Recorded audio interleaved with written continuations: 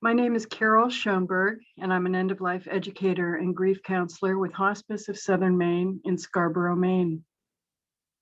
As a grief counselor for almost 30 years, I've witnessed firsthand how medical care at the end of life impacts the grieving process, and that what you say and how you say it matters. Have you ever wondered what happens to your patient's family after your patient dies? What their bereavement adjustment looks like? The good news is the majority of my clients have expressed satisfaction with the medical care their loved ones received in life. Their experience had a positive impact on their grieving process, and they were able to express their gratitude.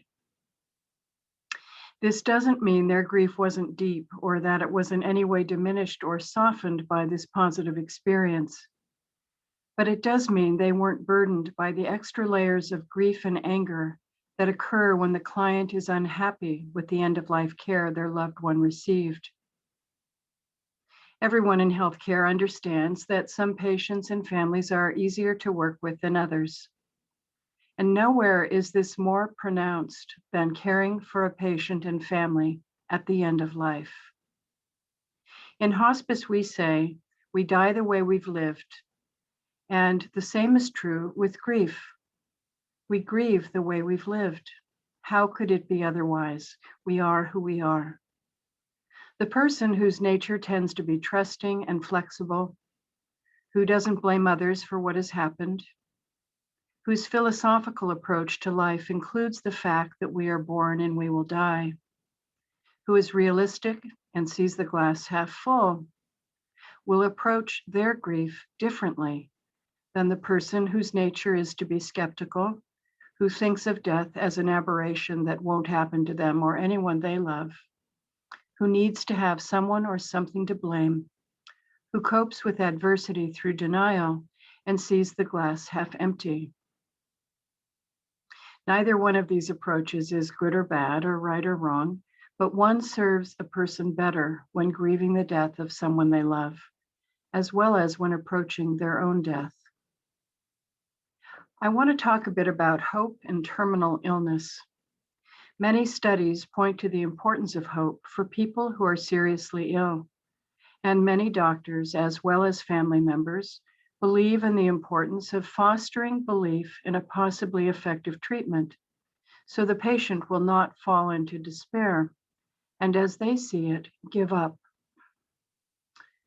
I have learned that many clinicians are generally not aware of the distinction between disappointment and despair. What is hope? A 2019 Oxford University Press Journal of Medicine and Philosophy article entitled, "Is There a Problem with False Hope?" speaks of hope as having two elements. The first is a desire, and the second is a belief. The belief is about the probability of the fulfillment of the desire. Hope is present in any existential crisis, something that rocks me to my core. Certainly, the diagnosis of a terminal illness would fall into this category. And once diagnosed, asking the question, how much time do I have left, would bring about the ultimate existential crisis.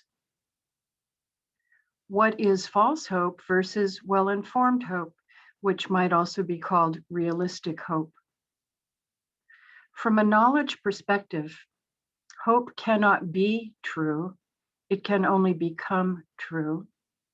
And hope cannot be false, it can only turn out to be false. A major component of false hope is ignorance. The lack of relevant information about the chances that the desire that constitutes hope will be achieved. Of central importance in quality end-of-life care is the patient's right to self-determination. Keeping someone ignorant by withholding information and causing false hope, even with the best of intentions, is contrary to the principle of respect for autonomy. I can't make an informed decision if I don't understand all of my options. The question raised in the journal article is, to what extent are doctors responsible for their patients' false hope? The premise of the article is that doctors are responsible when they do not, or do not completely, inform patients about the treatment's chance of success or about the quality of life after treatment. Even if done unintentionally, omission is still a form of culpable negligence. Because of this negligence, the doctor is responsible for instilling false hope. When a doctor informs a patient incorrectly or incompletely because he or she is afraid that the patient cannot bear the truth, the behavior is paternalistic. When speaking with a doctor about a specific hospice patient once, I was told, I knew in my gut when I told him he had 2 weeks to 3 months that it would be 2 weeks. But I wanted to give him and his family something to hold on to. In his book, The Anatomy of Hope, the oncology hematologist, Dr. Jerome Groopman, speaks about being trained not to tell the whole truth to his patients. When he began to discover patients and families often felt they had been lied to, he became a follower of the ideology of the right to know. He later came to realize how important hope is and understood the importance of telling his patients the truth, but also giving them something to have hope for, to hope for the best, while at the same time preparing for something less than that. Once it becomes clear that the burden of treatment outweighs the benefit, it becomes the responsibility of the physician to help the patient and family shift their hope for a cure to hope for a pain-free and peaceful death, with patient and family well supported by a compassionate and skillful team of hospice caregivers. In a 2014 MedPage Today article entitled, When Does False Hope Become Malpractice?, physician James Salwitz, MD, shares the story of Marge, a patient who came to him in 2013 for a second opinion. In 2006, Marge was told her mammogram showed a mass, which was probably breast cancer. The doctor told her, Marge, you have breast cancer, but don't worry. The tumor is very small and you'll be fine. In 2009, Marge was told the breast cancer had spread to her ribs. And the doctor said, Marge, the cancer has spread to your ribs, but don't worry. The tumors are small and with hormones, you'll be fine. In 2011, Marge was told the cancer had spread to the lining of her abdomen.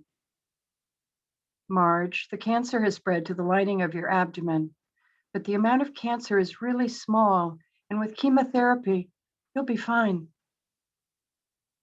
In 2013, Marge was told that despite all the aggressive therapy she had received over the years, despite doing everything anyone had ever asked of her, the cancer was terminal.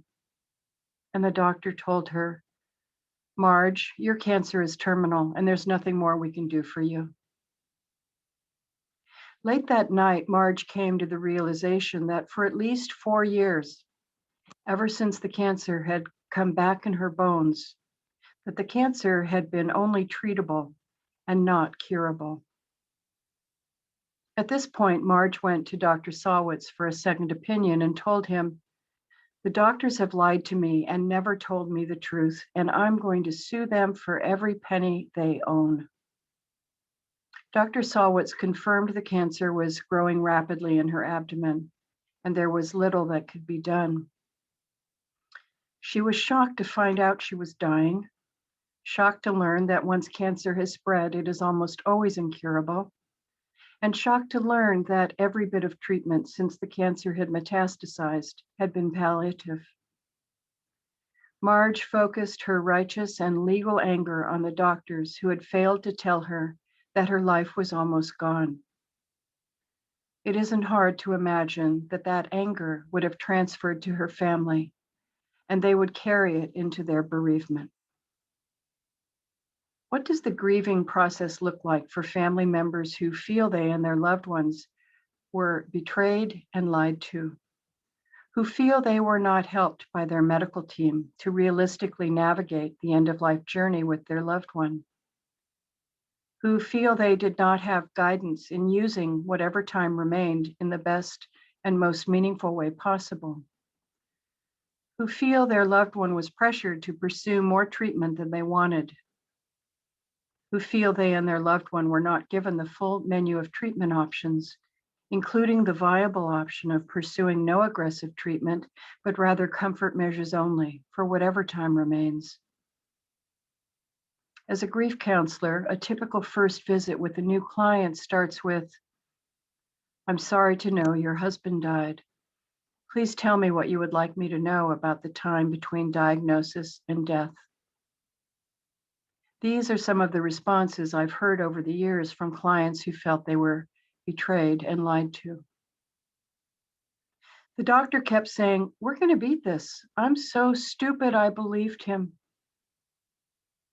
Or, "Why did the doctor wait until 2 days before she died to tell us our mother wasn't going to make it and we needed hospice?" Or, "His doctor told me they got it all, that she was cancer-free, and then she died 2 months later. How did that happen? The doctor lied to us." Or, "I'm so mad my wife died before we could say goodbye. The doctor said she just had a teeny bit of cancer in her liver and that she still had a lot of life left in her. And a couple of weeks later, she was gone." Or, "I'm not mad that the doctors couldn't save my son. He had stage 4 cancer and I knew what that meant. But I'm mad about the fact that we were lied to about how much time he had left. I had things I was waiting to tell him, and then he died." Or, "Why didn't the doctor talk about all Dad's options, including comfort measures and hospice, instead of pushing chemo and surgeries? Why was my dad made to feel like he had to go through all of that if he was going to have a chance? I think that's what killed him." Or, "Why did that surgeon in the hospital tell us our 94-year-old mother with advanced Alzheimer's needed to have her hip replaced so she could have a better quality of life? I let her talk me into it, even though it didn't feel right to me. She didn't survive the surgery, and I feel so guilty for putting her through that. I feel like I killed my mother."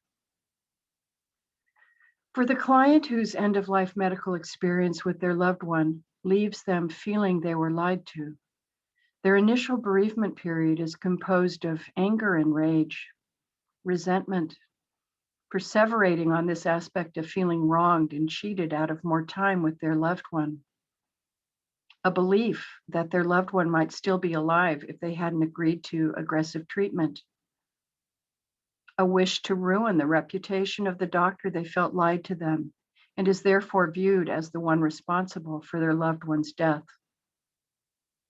Stuck and unable to actually begin the grieving process until they are able to work through and reconcile this aspect of the end-of-life experience, to lay it down, which might take weeks or months or sometimes years, if ever.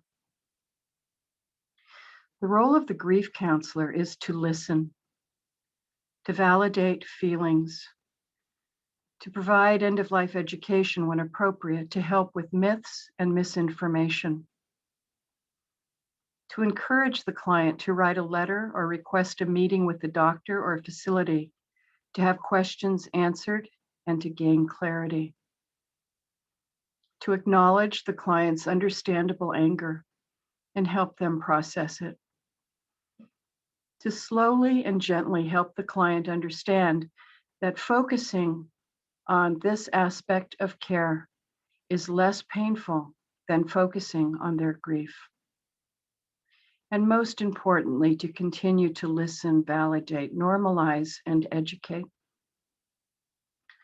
For those of you working with patients and families at the end of life, I hope this presentation might bring about greater self-awareness in recognizing and acknowledging one's own deficits in this area, that you might take away a clearer understanding of the impact of end-of-life medical care on the family's grieving process following the death, and that you might gain greater understanding of the delayed grieving process and the role of the grief counselor.